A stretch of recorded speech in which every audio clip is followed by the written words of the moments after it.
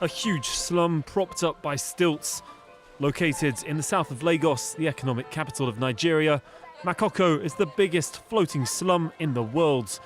Around 250,000 people live here in extreme poverty. But today, the local children have something to look forward to. Tunde Onakoya has come for a visit. Like them, he grew up in a slum, and he's come to teach them to play chess. All right, let me take this class. Chesslers! Chesslers! All right. So how do you start your game?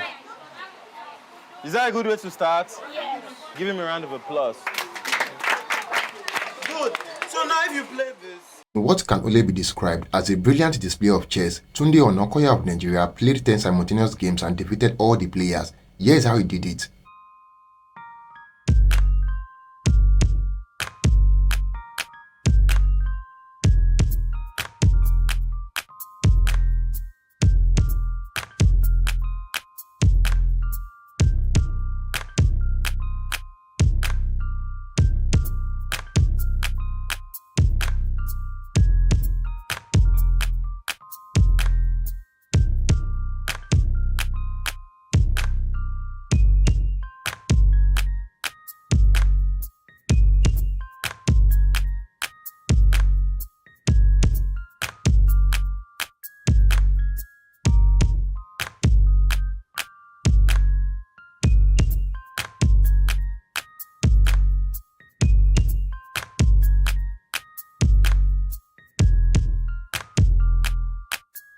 Hello, everyone.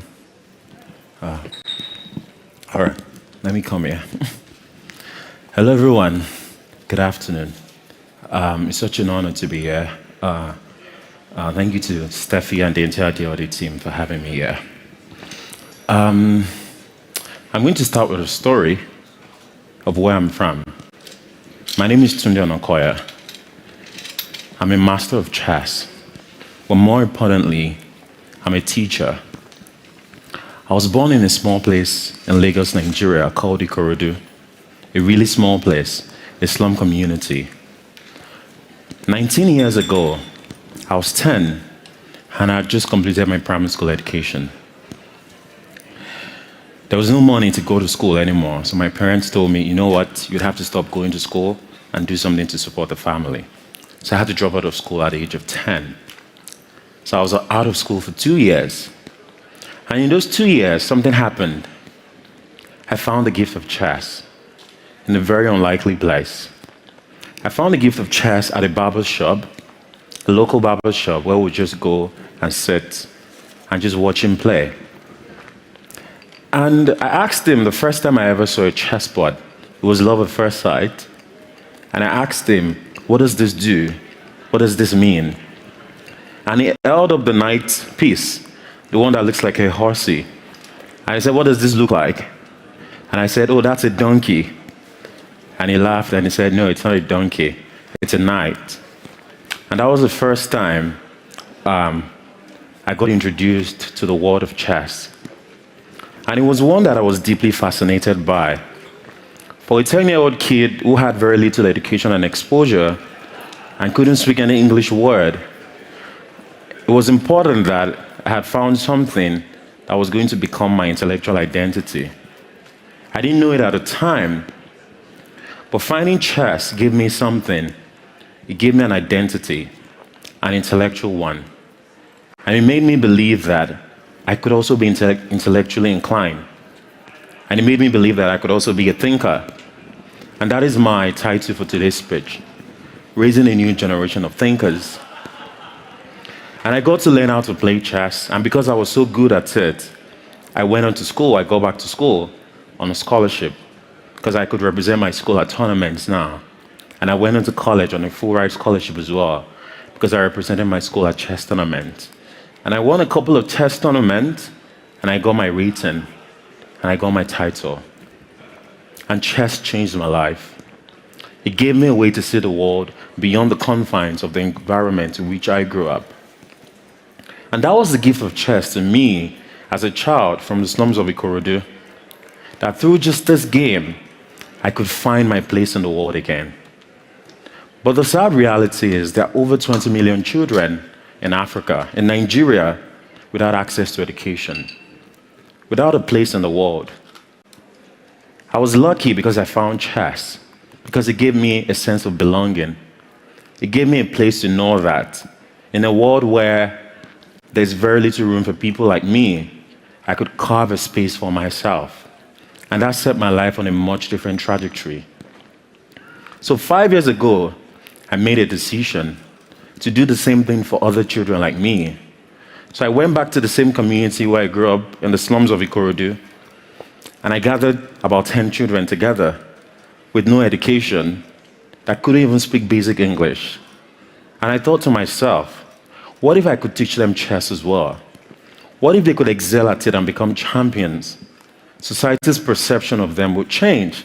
Because if a child without any education could show aptitude for chess in all its complexities, people would listen to them. And people would wonder if they could do this with chess. Imagine if we give them access to education or to technology. We'll be astounded by what they could do with it.